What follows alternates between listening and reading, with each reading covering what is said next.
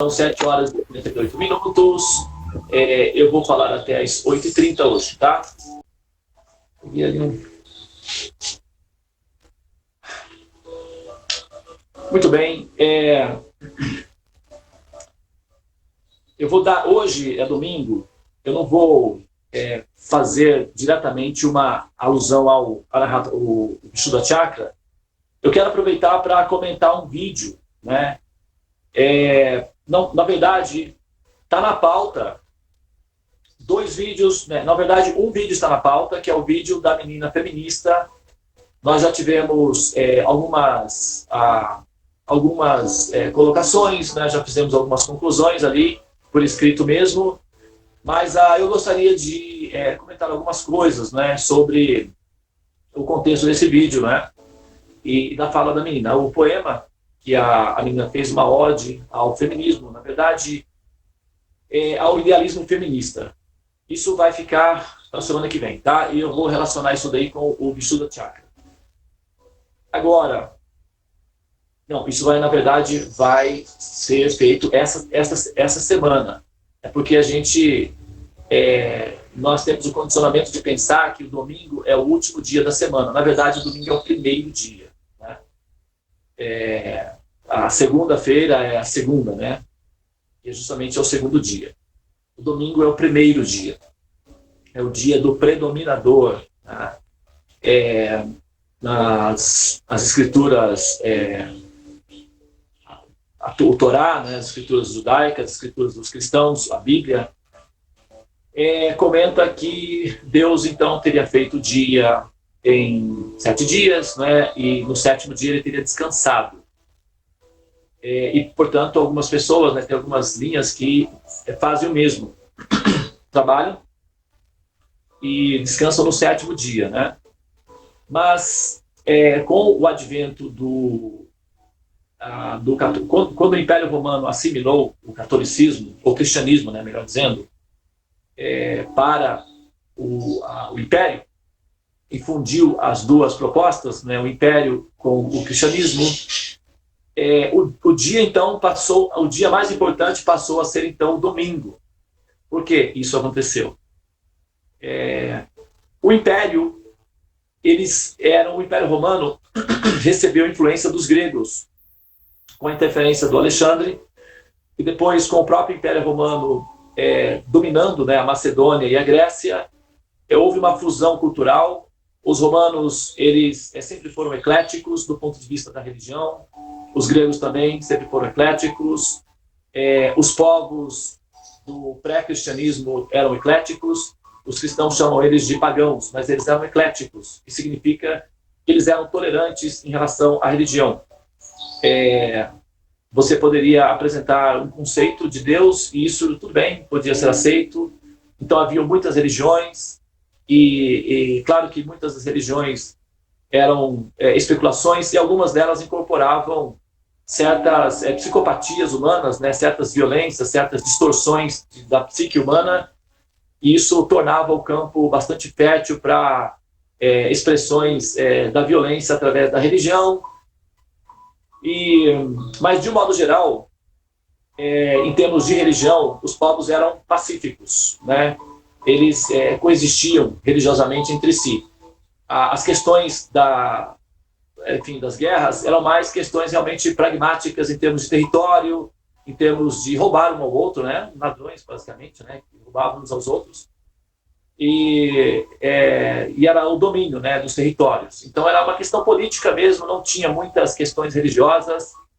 Esse processo de guerras religiosas começou justamente, né, começou com a diferença entre o cristianismo, né, que entrou com a proposta de dominar os lugares sagrados, e os muçulmanos também queriam. Então começou a ter guerras religiosas. É um fenômeno recente, temas de guerras religiosas é recente, viu? Com o advento do cristianismo e do islamismo. Então essas duas vertentes produziram a que chamamos de guerras religiosas. Mas antigamente, antes disso daí, não haviam guerras religiosas. As guerras não eram fundamentadas em questões religiosas. o mundo era bastante eclético, bastante tolerante, todos conviviam, todos tinham os seus deuses, cada país tinha o seu Deus, cada cidade tinha o seu Deus, cada pessoa tinha o seu Deus. E hoje em dia é assim também, né? Todo mundo diz, eu tenho meu Deus, a minha concepção de Deus. Parece que nós retornamos, né, à nossa origem eclética.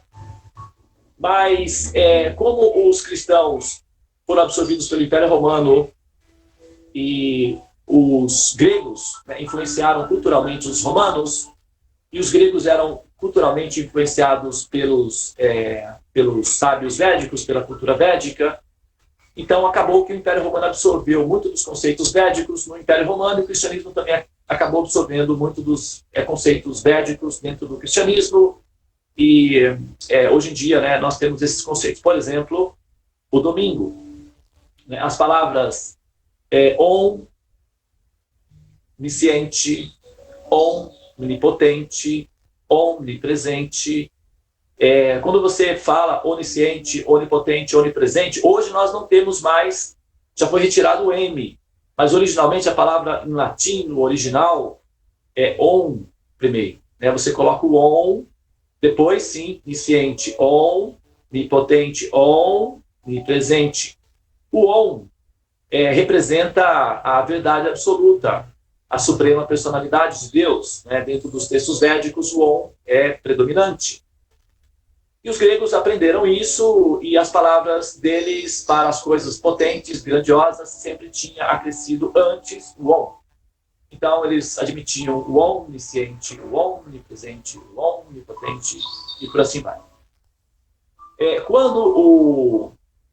Então, o dia mais importante para os romanos, que era, eles, na época, era Zeus, não é? E Júpiter. Então, esses devas, ou não esses semideuses, aliás, desculpa, não devas, mas esses semideuses, eles representavam o princípio do poder máximo da manifestação universal, que é o poder divino. Eles tinham uma concepção de Deus, mas eles tinham uma concepção de Deus absoluto, no sentido de um Deus desconhecido, que era aquele que, como uma linha invisível, traçava uma relação entre todos os deuses. Então, eles chamavam isso daí de Zeus. Né? E Zeus é a combinação de todos os eus. Né? O eu é uma palavra grega, né, para designar o persona, que é o sentido do Ahamkara, que é a ideia de personalidade, e a combinação de todos os eus se transformava em Zeus. E daí, para Deus, foi um pulinho. Né? Então, hoje nós temos o conceito de Deus, que originalmente vem de Zeus, que é um semideus grego, e que representa aí o princípio máximo do poder da divindade. Então, quando os romanos quiseram glorificar Deus, eles se referiam a Zeus. E, portanto, ficou conhecido como Deus. E quando eles queriam exaltar especificamente num dia específico,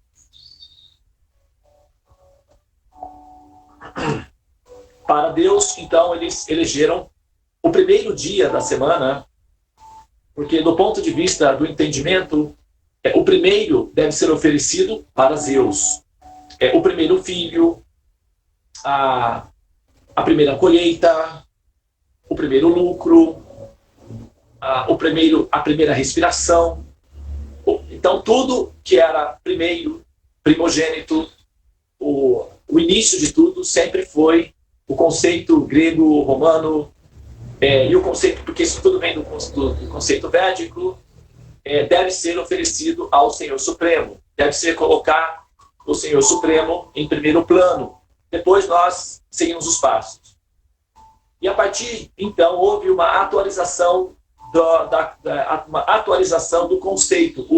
Os cristãos seguiam os conceitos judaicos de Sabat, que significa repousar aos sábados, que seria no último dia. Então, os pensadores, os teólogos da época, entenderam que isso era algo que não procedia muito, porque já que se trata de Deus, então ele merece o primeiro respeito e não o último. Né? Então eles mudaram do sábado para o domingo, o dia de Deus. E atualmente nós, então, vamos à igreja, não é? Rezar aos domingos, porque é o primeiro dia, então, para começar a semana potencializada, espiritualizada, então as pessoas vão à igreja, rezam, observam um descanso, né, para respirar fundo, para pegar impulso, para dar mais uma semana aí de produtividade. Então, me parece que essa alteração é coerente, né? Assim, ela é bastante sensata, já que nós estamos lidando com a ideia de comunicação divina e até mesmo na linguagem mais comum da religião, né, a glorificação do Supremo, né? Então, o domingo seria então um dia especial, o primeiro dia, né? E a palavra domingo, se você observar, ela tem o on presente, né? Domingo, tem o on ali. E essa palavra, ela vem aí desse conceito, né, do contexto aí entre os gregos, da fusão da cultura helenística com a cultura do Império Romano, e o cristianismo fundido a essas três vertentes, esses três fluxos de cultura, né, que é a cultura teológica dos cristãos, a cultura filosófica dos gregos, com a cultura pragmática administrativa dos romanos. Então, administração, cultura e religião. E isso se deu, a civilização, aí foi montada, o tripé que foi produzido a civilização ocidental. Bom, agora,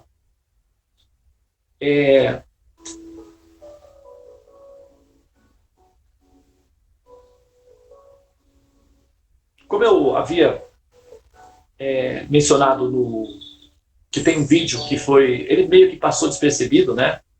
Eu acho que foi a Gi que postou o vídeo de uma psicóloga dando uma palestra sobre as questões da neurolinguística, né, do posicionamento que nós podemos ter em relação às coisas que nós desejamos ou acreditamos ou objetivamos alcançar, né? Eu sugiro que vocês, por favor, eu até gostaria de fazer uma sugestão aqui, não é uma imposição, tá? É uma sugestão.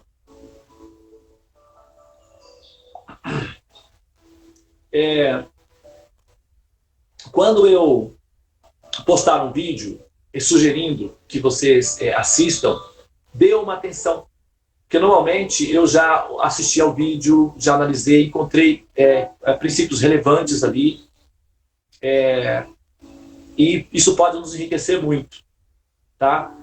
Então, ou se algum vídeo for enviado, normalmente eu assisto tudo que o pessoal manda, né? Às vezes eu assisto no estilo Tulasi Puja 1.7, né?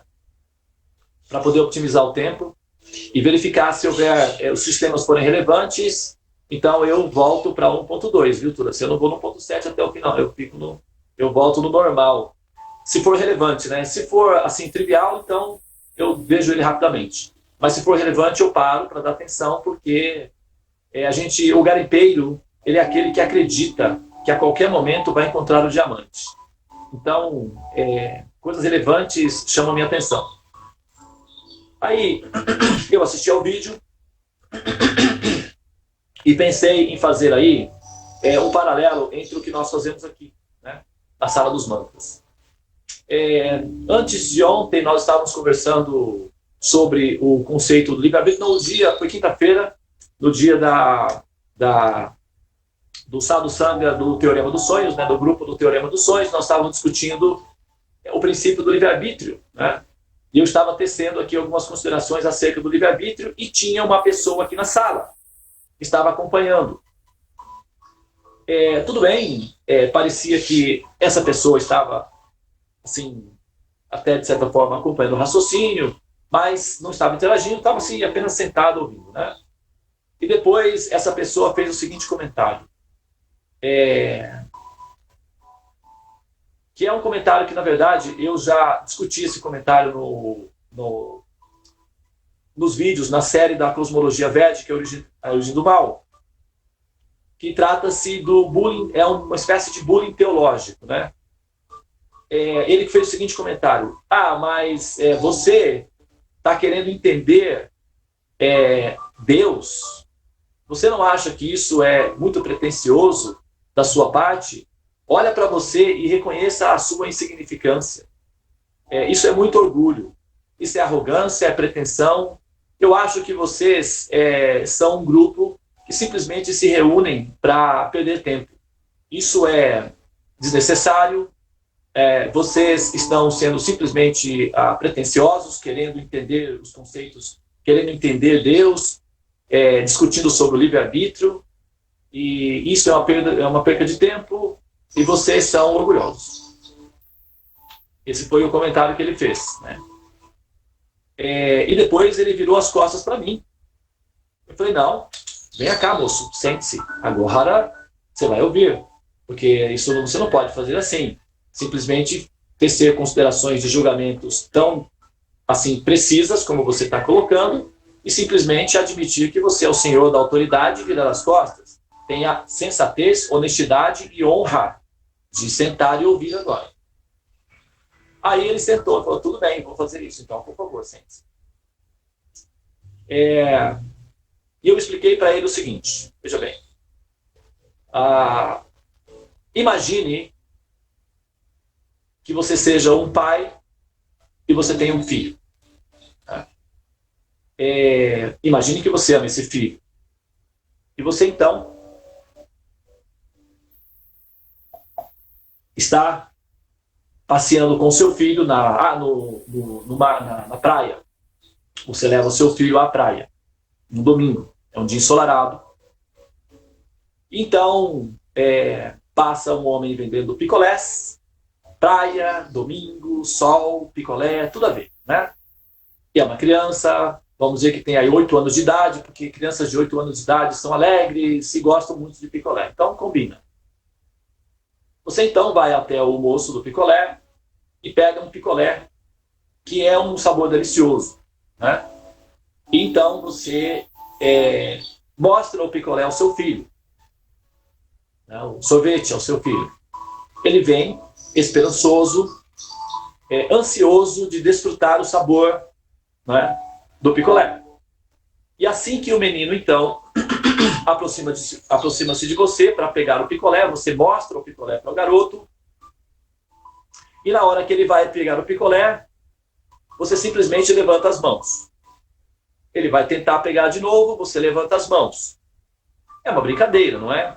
Claro, uma brincadeira. As pessoas que estão do lado vão ver que você está apenas aumentando a ansiedade do seu filhinho para aumentar o êxtase dele quando ele conseguir obter o picolé. Em algum momento você vai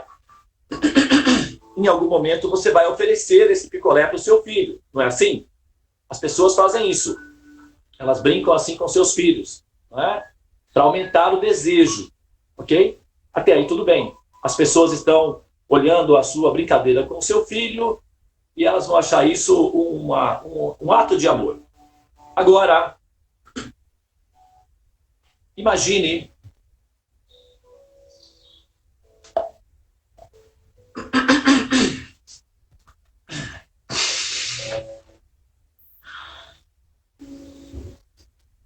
a mudança do tempo.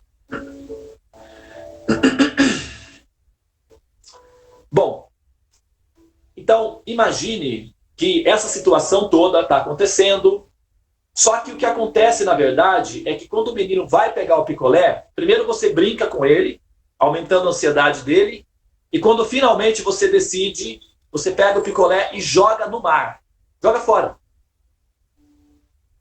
As pessoas ao redor, vendo essa sua atitude, vão pensar o que de você?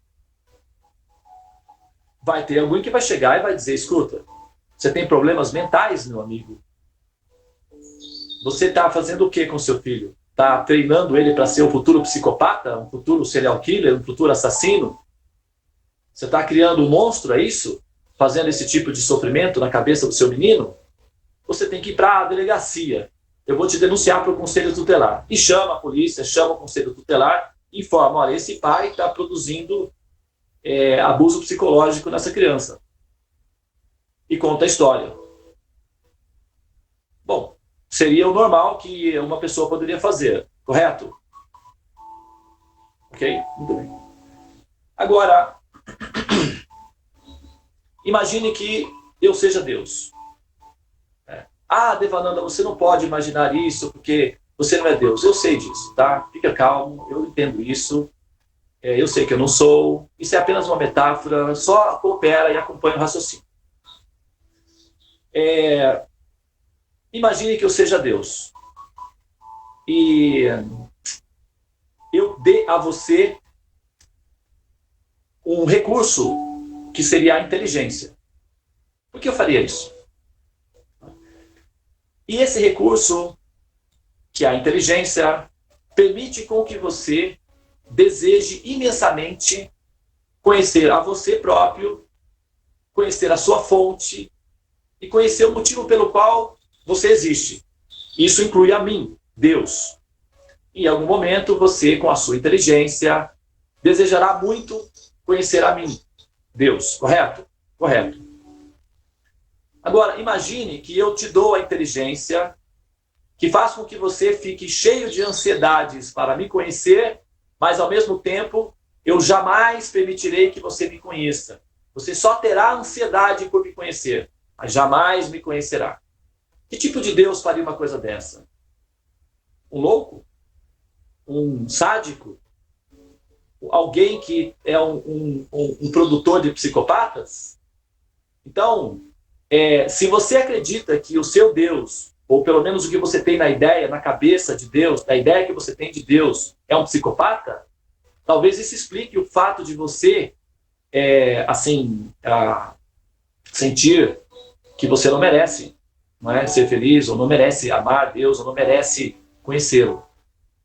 Porque se você pensa, se você realmente parte do princípio de que Deus é um sádico psicopata, porque aparentemente você está tentando glorificar a Deus, dizendo que ele é impossível de ser compreendido, de que ninguém pode compreendê-lo, e de que nós não temos o direito de entendê-lo ou de compreendê-lo, aparentemente você está glorificando Deus, mas no fundo, o que você está fazendo é uma falsa acusação, dizendo que Deus é um psicopata. Talvez você possa ser um, mas dizer que Deus seja, é correto isso?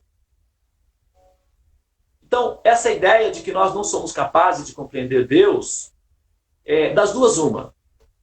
Ou Deus, né, ou a suprema verdade é uma criatura cruel, capaz de fazer isso, nos dar inteligência que nos permite ansiar conhecê-lo, mas não nos dar inteligência capaz de conhecê-lo, de concebê-lo, de compreendê-lo. Então isso seria realmente sádico. Então estaríamos diante de um sádico. E talvez seja por isso que as religiões são baseadas em sadismos, né? Em medos, em sacrifícios humanos, em sangue derramado. Faz sentido, né? Porque já que nós estamos imaginando que estamos diante de um sádico, então por que não sermos também sádicos e criarmos religiões sádicas baseadas em assassinatos, violências e derramamento de sangue? Não é? Já que nós somos filhos de um sádico, por que não sermos sádicos também? O filho de um abusador não se torna o próximo abusador? Então, já que você acha que Deus é um sádico abusador, então justifica, não é, fazer parte de religiões de sádicos abusadores. Porque filho de peixe, peixinho é. Talvez isso explique a tamanha violência que nós, seres humanos, temos, né, uns com os outros. Agora, imagine que eu seja Deus.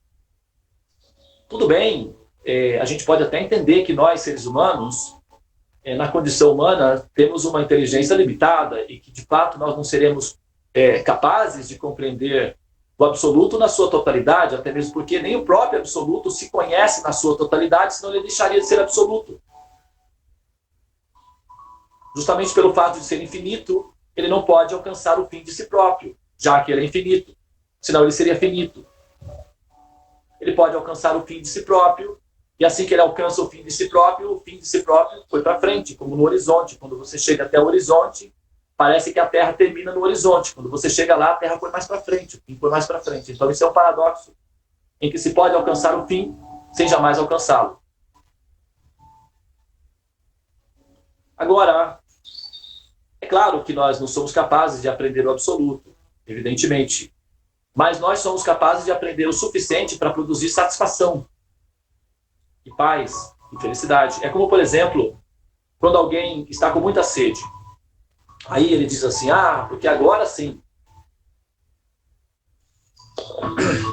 eu vou beber esse rio inteiro. A pessoa que está com muita sede, imagina que vai beber o rio inteiro. Eu não sei se você já teve essa experiência, de chegar num pote, num balde, num galão, numa garrafa de água, sei lá, num rio, e você está com tanta sede que a sensação é que você vai beber toda aquela água. Você quer beber toda aquela água. Só que bebe um pouco e já pronto, já está suficiente, a água continua lá. Então, a nossa capacidade de ficarmos satisfeitos com Deus, com a experiência de conhecimento do absoluto, ela encontra o seu nível e, ao mesmo tempo, o absoluto continua sendo muito grande e a nossa capacidade de absorvê-lo fica satisfeita num certo ponto. Mas ela precisa ficar plenamente satisfeita. E perguntas profundas devem ter respostas profundas. Para perguntas profundas não podem haver respostas superficiais, porque isso produz insatisfação. Então, agora, imagina que eu seja Deus. Você pode não ter a capacidade de me compreender, e eu vou compreender isso porque, afinal de contas, é difícil mesmo. Mas supomos que eu queira, como Deus, que você me compreenda o suficiente para que você fique satisfeito. Será que eu não teria a capacidade de fazê-lo? Se eu não tiver a capacidade de disponibilizar a você capacidade ou conhecimento para que você me compreenda de tal maneira que você fique satisfeito, então, que tipo de Deus eu sou? Um analfabeto, talvez? Uma pessoa incapaz de se fazer ser entendida? Então, aparentemente, essa ideia de que nós não somos capazes de compreender Deus, ou de que Deus não é capaz de se fazer ser compreendido, parece ser uma glorificação do Supremo, mas na verdade é uma falsa acusação. É uma espécie de denúncia. Você está querendo dizer que Deus é incapacitado, ou você está querendo dizer que ele é um sádico? Qual é a sua posição real dentro desse contexto? Que tipo de amor você tem por Deus? Você ama Deus ou você tem terror dele? Porque com esse tipo de ideia no coração, você deve ter considerações bastante estranhas sobre essa pessoa, né? Ou ele é um sádico, ou ele é um mentecapto, ou ele é um incapaz. Qual é a sua situação? Então, antes de fazer um julgamento tão sério acerca de Deus, reveja seus pensamentos e reconsidere o fato de que você é simplesmente um ignorante, não sabe o que você está falando. Por favor, quando você vier à minha casa, venha com o coração aberto e com respeito. Eu estou aberto para a conversação, eu gosto de pessoas inteligentes, mas esses julgamentos rápidos são baseados na ignorância. E isso provoca violência e separatismos. Então, estou aberto para a conversação. Venha com as mãos abertas, com a bandeira de paz. Meu coração está aberto, mas venha com respeito. Porque esse tipo de preconceito provoca guerras. E já ficou claro que não funciona. Então, eles ofereciam um café para ele. Tomamos um café e talvez vamos ser amigos. Vamos ver se ele voltar, né? Mas, quando eu vi o vídeo, né, que a Gi enviou, porque as coisas conciliaram, né? Ele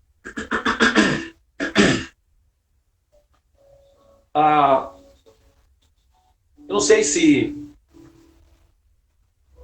foi assim, isso foi no mesmo dia, porque eu assisti ao vídeo pela manhã e foi no mesmo dia. À tarde ele voltou. Eu acho que ele já voltou predisposto a criar confusão comigo, né? Sei. Bem, aí, o vídeo, aqueles que não assistiram ainda, eu sugiro que assistam, para entender um pouco melhor o que a gente faz aqui. O conhecimento védico, ele é um recurso apropriado para se compreender a mente do absoluto, para se ter uma ideia visual de Deus, porque, segundo a teoria do Jaime Lerner, quem assistiu às minhas aulas anteriores sabe do que eu estou falando, aquele que ama a sua cidade saberá desenhar o mapa da sua cidade, conhecerá a forma da sua cidade. E aquele que está predisposto a amar a Deus precisa estar predisposto a admitir que tem uma forma.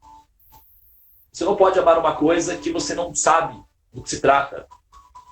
Isso é muito esotérico, é muito abstrato, é muito inconsistente. É preciso ter uma ideia objetiva daquilo que você está buscando, para saber o que você está buscando. Porque se você não sabe o que você está buscando, você pode esbarrar no objeto buscado e não reconhecê-lo. Isso é redundante, né? Você vai perder tempo. É como se você fosse cego. A pessoa cega pode não reconhecer o objeto justamente pelo fato de ser cego. Aquele que não sabe o que está buscando, pode ser que não reconheça o objeto buscado pelo fato de ignorar aquilo que está buscando. O primeiro é preciso saber exatamente o que está buscando para buscá-lo apropriadamente. E os conhecimentos védicos, eles são apropriados para buscadores honestos, buscadores inteligentes, buscadores sinceros. E quando eu falo buscadores inteligentes, eu não estou falando necessariamente de uma performance intelectual. Eu estou falando de uma boa vontade de aprender. Inteligentes são aqueles que têm a predisposição a aprender. Inteligentes não são aqueles que têm uma versatilidade intelectual rápida. Tem muitas pessoas inteligentes que planejam um assalto a um banco, o assassinato de uma outra pessoa, um golpe no sistema previdenciário. Então, não estou falando dessa inteligência. A inteligência divina é aquela inteligência que é a predisposição e a boa vontade de aprender e de ouvir. Aqueles que são, assim, digamos, indispostos a ouvir os conhecimentos que explicam a natureza do absoluto, é porque a inteligência ainda não está desperta. É muito simples. A pessoa não está desperta. Então, ela quererá ouvir os temas relacionados ao nível de consciência dela. Então, normalmente são temas que vai mantê-la dentro do ciclo dos nascimentos e mortes, justamente por ela não compreender a gravidade da situação em que ela está.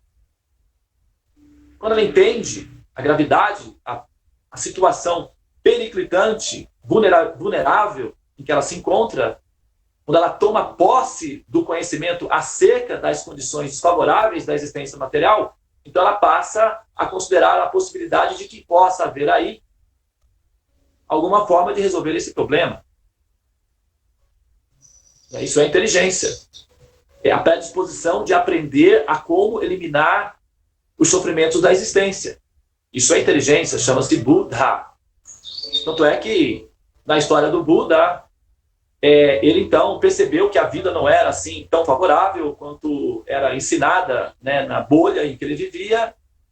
Ele então decidiu que não, deveria haver uma solução final para esse problema. E ele saiu do palácio em busca de uma solução para as misérias da existência, o nascimento, a morte, a doença. Então, quando uma pessoa entende a condição desfavorável em que nós nos encontramos, ele se torna um Buda. Ou seja, ele quer conhecer, ele quer aprender, ele quer entender, ele quer eliminar esse processo de sofrimento. E no vídeo, que é o vídeo da menina, que é a psicóloga, ela está explicando um princípio bastante básico da psicologia védica. O conhecimento védico, ele está adaptado para pessoas inteligentes. E o tema, o conceito de pessoas inteligentes do ponto de vista védico é o conceito que eu apresentei para vocês aí, agora. Tá? Então, qualquer pessoa inteligente que queira aproximar-se do Senhor Supremo obterá conhecimento suficiente que o permitirá fazê-lo. Não há segredos entre amigos. Um pai que não se apresenta a um filho? Como assim? Que história é essa? Se eu sou um pai e eu tenho um filho, e o meu filho quer me ver, quer falar comigo, qual é o problema? Por que eu deveria me esconder tanto? Não faz sentido. Entende?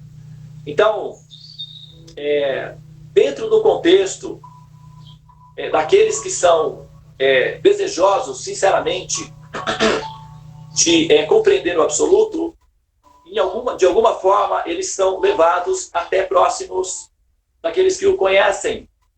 E esses são os sábios videntes da verdade. Então, vamos supor, só para dar um exemplo aqui prático, um índiozinho feliz na floresta. Ele não tem conhecimento védico nenhum, tecnicamente falando. Mas ele está lá dançando a dança dele do Tupã. Ele traz lá o peixe dele, ele traz lá a fruta, o cacau, o chocolate lá e coloca lá tudo no totem para o Tupã. E dança, e canta, e faz a festa. Agora, eu sou Deus. Eu não sou necessariamente o totem. Mas qual é o problema de eu assumir a forma do totem para receber o amor dos meus índiozinhos felizes na floresta? Se eu não puder fazer isso, que tipo de pai amoroso eu sou? Então, o índiozinho feliz na floresta, dançando para o totem, se eu sou um pai amoroso, eu vou brincar com os meus filhinhos. Eu aceito a forma de um totem, sim, qual é o problema? Não tem problema nenhum para mim. Isso não me diminui nada. Como, por exemplo, se eu sou o pai de uma criança e ela quer que eu seja o cavalinho dela, mas eu sou o diretor de uma multinacional, eu não sou um cavalinho, mas qual é o problema de eu ser um cavalinho para o meu filhinho, já que ele deseja isso, e isso é amor que ele tem por mim? Então, eu vou ser um cavalinho sim. Vou até vestir roupa de cavalinho se for preciso.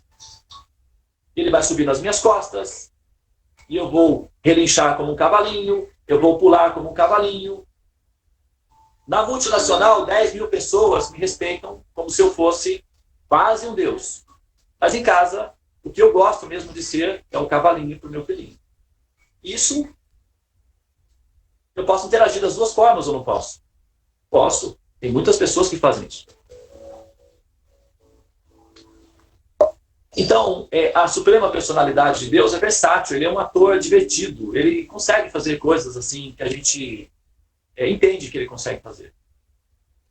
Então, os conhecimentos védicos, agora, eventualmente, esse índiozinho feliz que está tentando me conhecer, eu posso transferi-lo para uma área em que ele será capaz de me conhecer mais diretamente. Qual é o problema?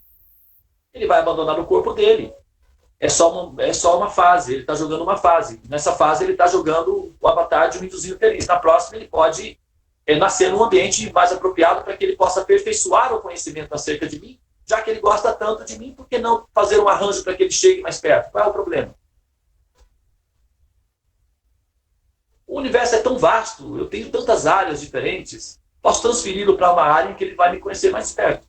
Ou não posso?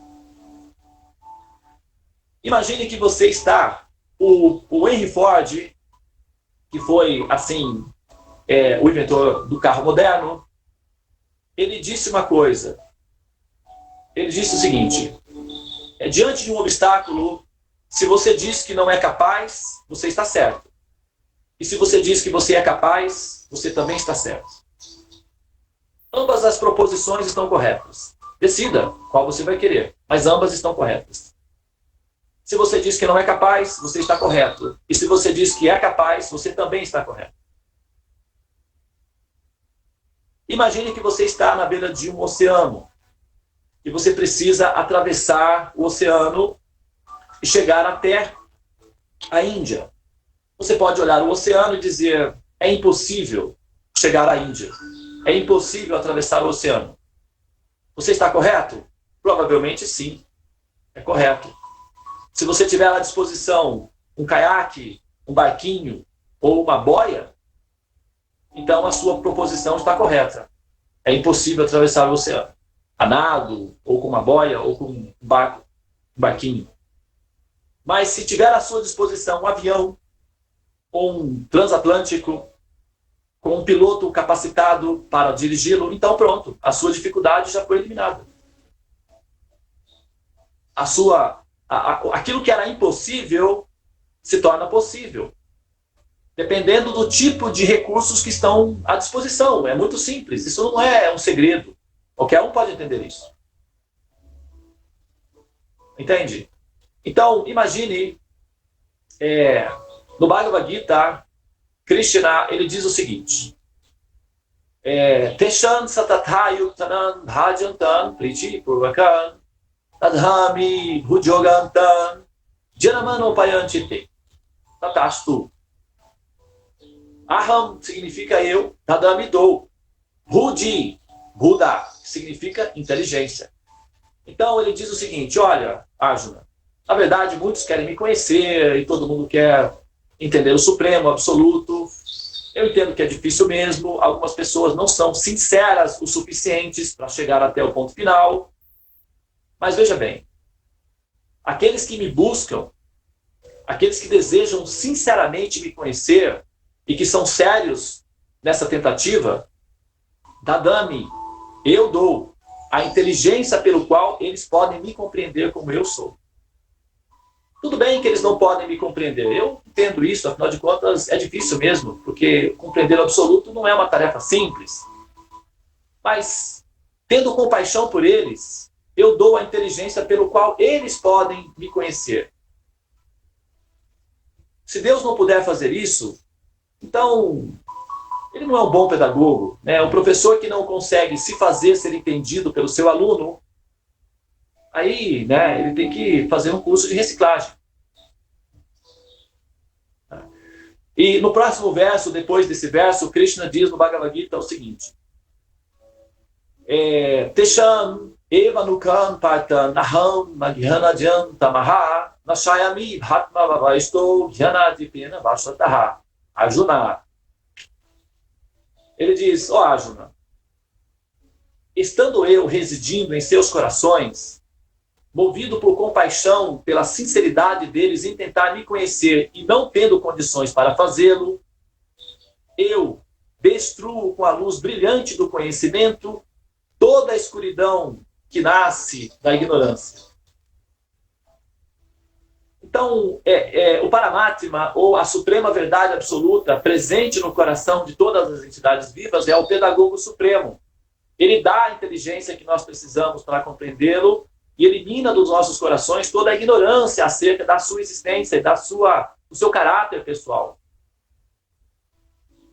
E os conhecimentos védicos são os conhecimentos que permitem essa operação da maneira mais precisa e mais completa possível nesse planeta. Eu não estou assim fechado para ouvir outras concepções ou outras explicações, mas terá que superar as concepções védicas para ser admissível como sendo assim, relevante.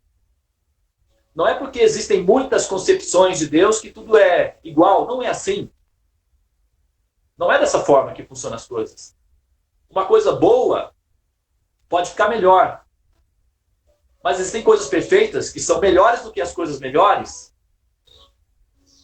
E também não é porque uma coisa perfeita exista que elimine uma coisa boa. Uma coisa boa pode ser apenas incompleta. Mas uma coisa perfeita pode possuir aí uma perfeição, mais completude. Agora imagine ainda uma coisa mais que perfeita e que tem a capacidade de se aperfeiçoar constantemente. Isso é o que nós entendemos como sendo a suprema personalidade de Deus, e os conhecimentos védicos representam essa verdade absoluta. Eles são orgânicos, dinâmicos e se atualizam constantemente. O navio à sua disposição, que permite você atravessar o oceano, chama-se Vedas. O capitão que dirige esse navio chama-se Guru. E a bússola que leva o capitão até o destino chama-se Krishna. Bom, ninguém é obrigado a aceitar isso. É preciso também uma certa predisposição para entender. Mas aqueles que são inteligentes o suficientes para entender recebem os benefícios de compreender. Por isso, quando nós falamos, se vocês assistirem o vídeo da menina, esqueci o nome dela agora, Ela fala, ela dá o exemplo de um exercício que ela fez para uma paciente dela, que a paciente precisava desenvolver autoestima, então ela falou que a paciente precisava ir à frente do banheiro e dizer assim, Larissa Carvalho é o nome da menina. Ah, não, porque você é bonita. Ah, agora sim, já entendi, você é muito feliz. Aí ficar falando esses mantras diante do espelho. A paciente comentou lá, não, mas poxa vida, eu não consigo nem dar conta de fazer a minha unha apropriadamente, como é que eu vou ficar indo no espelho e falar essas coisas? Aí parece que ela fez um arranjo, colocou lá um sinal na pasta de dente, e todas as vezes que ela ia pegar a pasta de dente para escovar o dente, ela se lembrava e ela falava, ah não, porque agora, nossa, você tá bonita, hein? Isso acabou dando certo para a menina, e ela desenvolveu autoestima, e foi muito legal para ela. Ela dando o exemplo de como é que nós programamos a nossa mente para pensar de uma forma ou outra. E ambas as formas estarão corretas. Se nós fizermos a afirmação de que somos feios, isso está certo. Possivelmente vai encontrar motivos para isso. Mas se afirmarmos que não, somos alegres, somos belos, somos felizes, somos inteligentes, então isso também está certo. O cérebro é uma máquina neutra. Ele se programa de acordo com o jogador programa ela. E é preciso aprender a jogar com a máquina. Então, da mesma forma, se nós nos acostumamos a dizer, ah, eu sou o Devananda, certamente eu sou o Devananda, isso possivelmente estará correto. E o resultado consequente disso é que eu pensarei, então eu morro, então eu deixo de existir. Então, se eu tenho que ir ao toalete, então ser o Devananda é desconcertante. É muito triste. Realmente, a depressão vale a pena ser vivida, já que o meu destino final é a morte. E eu estou aqui. Quem me colocou aqui? Deus. Em quais circunstâncias? Bem, toda vez que eu vou ao toalete, eu me lembro que não são situações muito favoráveis. Então, se Deus me colocou aqui, numa condição de necessidade, de dor, e ir ao toalete, então, será que essa pessoa é amável? Claro que a gente não pensa isso, claramente, óbvio, né? Isso vai pelos bastidores, no inconsciente. Está funcionando tudo isso lá dentro. O resultado disso é que a ideia de amor a Deus se transforma, no máximo, numa síndrome de Estocolmo, que é uma espécie de folia du, uma esquizofrenia coletiva, em que se pretende amar um ser que, no fundo, você odeia, ou tem muito medo, por se pensar de forma sádica, ou pensar que esse ser é sádico. Então dá medo, e para resolver o medo, então se criam mecanismos de, teoricamente, de apego e de amor, quando na verdade isso é o reflexo de uma síndrome conhecida, né, que ficou conhecida como síndrome de Estocolmo. Também essa síndrome já é conhecida como folia du, né, que é esse tipo de esquizofrenia coletiva. Então, os conhecimentos védicos não têm uma relação com esse tipo de distorção acerca de Deus. É muito objetivo, as respostas são muito claras, pessoas inteligentes apreciam pessoas inteligentes, então é natural que uma pessoa inteligente acabe amando Deus ao conhecer os conhecimentos védicos, ao aprender o conhecimento védico de forma apropriada, porque também você precisa de uma orientação apropriada para entender adequadamente o conhecimento védico. Se você tiver um guia ignorante e entrar na floresta com ele, você pode ter problemas. Então, ter um guia apropriado que compreenda os caminhos dos conhecimentos védicos e saiba como levá-lo até para fora da floresta, você pode entrar na floresta. Se entrar com um guia ignorante, podem todos ficar presos na floresta, um cego guiando outro cego, o resultado vai ser que ambos cairão no buraco. Certo? Então, eu vou encerrar aqui a minha fala. Quando nós admitimos que nós somos os corpos, esse tipo de neurolinguística é uma neurolinguística assim, depreciativa, é uma neurolinguística que nos imputa ou nos remete a uma depressão existencial. Por isso, sempre que nós abordamos a existência do ponto de vista da visão védica, ou da lente védica, ou da consciência védica, nós partimos do princípio de que Atmahan, eu sou Atma, eu sou alma, eu não tenho uma alma. Essa ideia de que eu tenho uma alma é incorreta. Parte do princípio de que eu sou o corpo e tenho uma alma. É o contrário, eu sou uma alma. Entende? Eu sou a alma. E o corpo bom, a gente já sabe, né, que se trata de uma simulação, uma terapia que está em andamento, mas não é isso que as pessoas entendem normalmente, né? Elas partem do princípio de que elas são o corpo devido ao fato de elas estarem na ignorância, e essa ignorância é que produz o sofrimento nelas. Então, sempre que nós estamos conversando sobre os temas védicos, nós partimos do princípio de que eu sou alma, eu sou Atma, né? E essa posição de consciência em relação ao que eu sou, inclusive ela menciona muito, né, o poder do eu sou. Mas eu sou o quê? Eu sou o personagem que eu estou vivendo? Isso é uma neurolinguística depreciativa. Ainda bem que eu não sou esse personagem, porque ele se dissolve. Eu sou eterno, eu sou um princípio eterno. Então, tudo bem, dá para conviver com essa situação desfavorável. Mas isso não significa que eu precise permanecer nessa condição desfavorável. Eu posso almejar situações superiores. Não é? Então, é muito mais adequado partir do princípio de que nós somos almas. Claro que entender o que é o corpo, o que é o universo e para que ele foi criado ajuda muito, né? Que é o que nós fazemos ao investigar o teorema dos sonhos. Mas a ignorância é depreciativa, né? Então, partir do princípio de que nós somos os personagens é uma depreciação de si mesmo e uma ignorância existencial fundamental, e é exatamente isso que o conhecimento védico está preparado para resolver. Portanto, quem tem ouvidos ouça, quem tem olhos veja, e quem tem tolerância me tolere, porque, né, é o melhor que... Eu até gostaria de conhecer alguém que pudesse, assim, eu tenho algumas pessoas, mas no final elas acabam inventando histórias especulativas e aí não dá certo. Mas eu, sinceramente falando, pessoal, eu não estou falando por retórica não, nem para querer me aparecer. Eu adoro aprender, eu simplesmente estou encantado com o processo de aprendizagem, eu adoro aprender.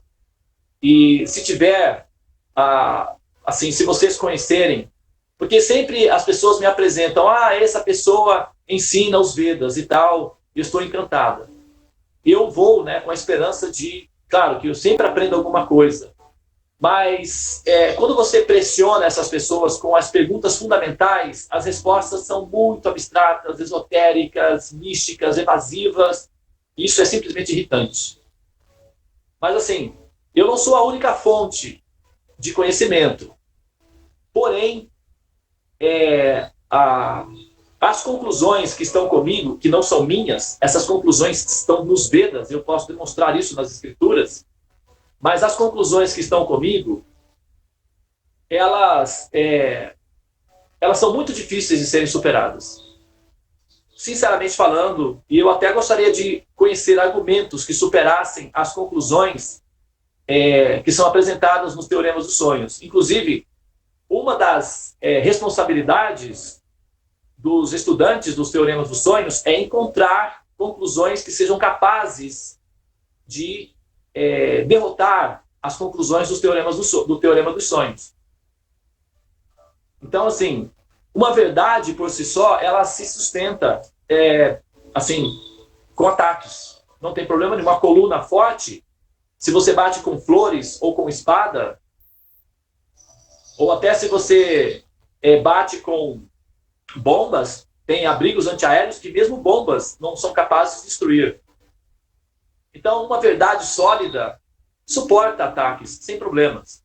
Se não puder suportar ataques, então, Para que ficar sustentando uma coisa inconsistente? Não é? Então, essa ideia de que nós não podemos fazer perguntas difíceis para os mestres, para os gurus ou para Deus, isso é dizer que ele é frágil, vulnerável, não pode tocar, é uma bolha de sabão. Tocou, pronto, explode. Que tipo de consistência é essa? Não faz sentido. Então, perguntas difíceis são bem-vindas, são apreciadas da maneira apropriada, evidentemente, porque você não pode fazer uma pergunta profunda de uma forma desrespeitosa, porque isso acaba também, né, criando problemas, né? Foi o caso desse moço aqui. Ele poderia ter interagido comigo de outra forma, mas tudo bem que me deu a oportunidade também de me exercitar um pouco, mas, assim, perguntas difíceis são bem-vindas. Né?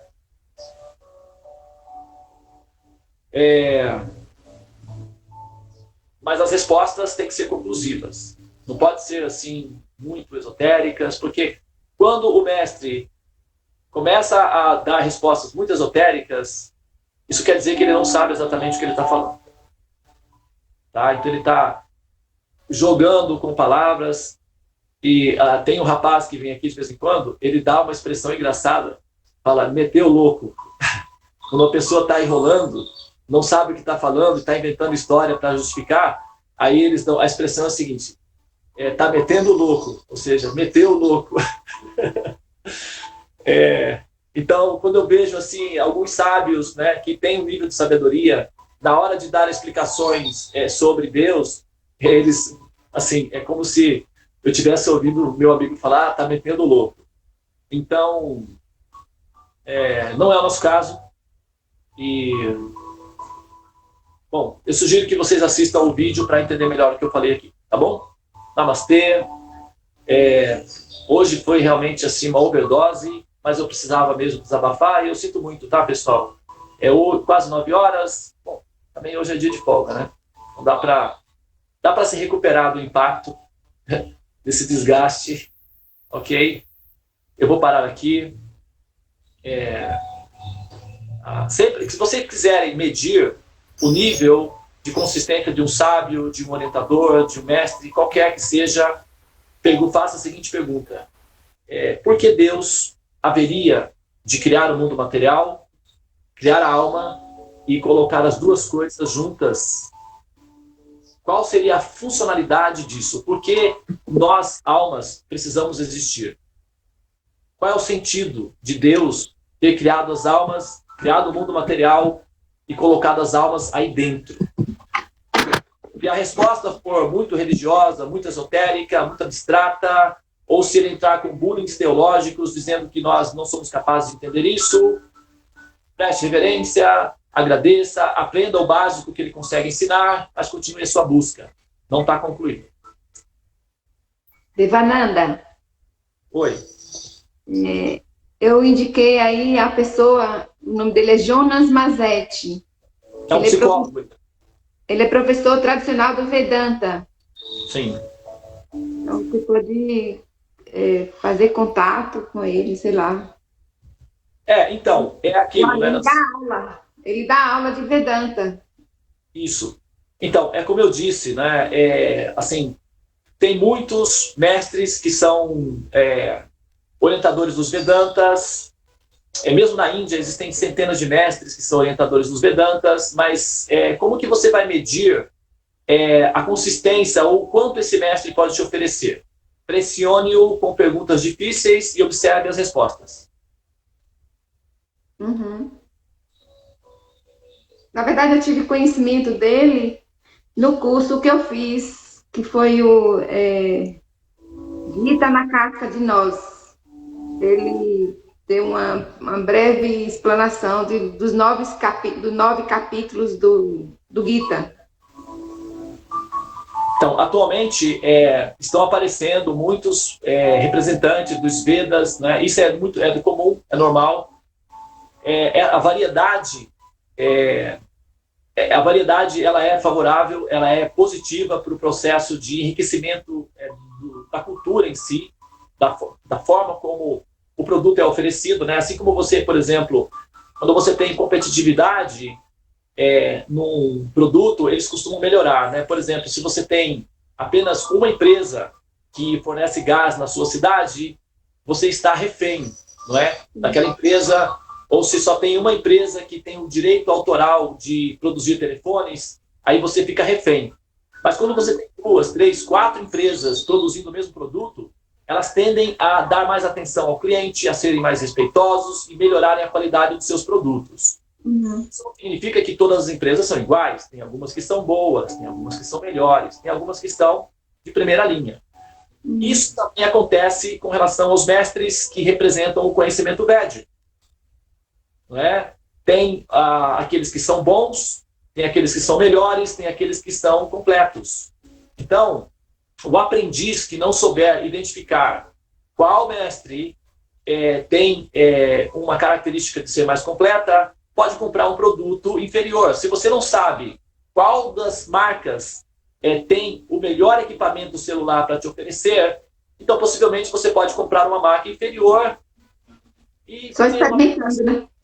Só experimentando.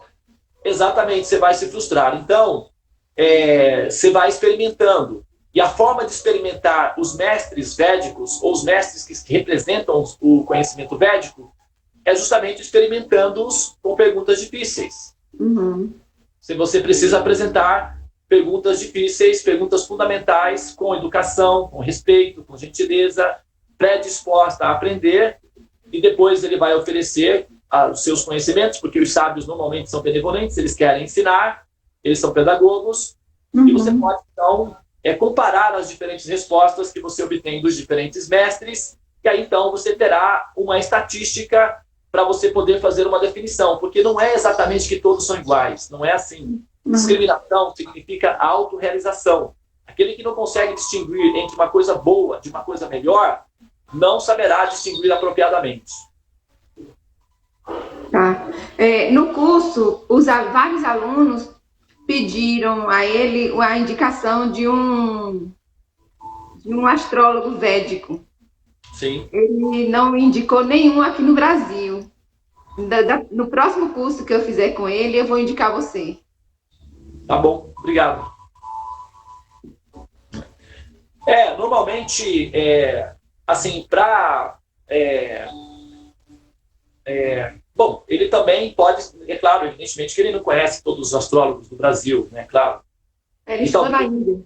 Ele morou na Índia durante muito tempo. Então, ele pode ignorar, né, alguns dos astrólogos, né, do Brasil. Também a gente tem essa tendência de menosprezar aquilo que nós temos aqui e valorizar o que tem lá fora, né? A grama do vizinho é sempre mais verde que a nossa grama e tal. E o fato de ele também, talvez, quem sabe, né, não porque ele está fazendo por maldade, mas pelo fato de ele ignorar os astrólogos. Né, ele também não tem a responsabilidade de conhecer todos os astrólogos. Mas me parece que a especialidade dele não é a astrologia.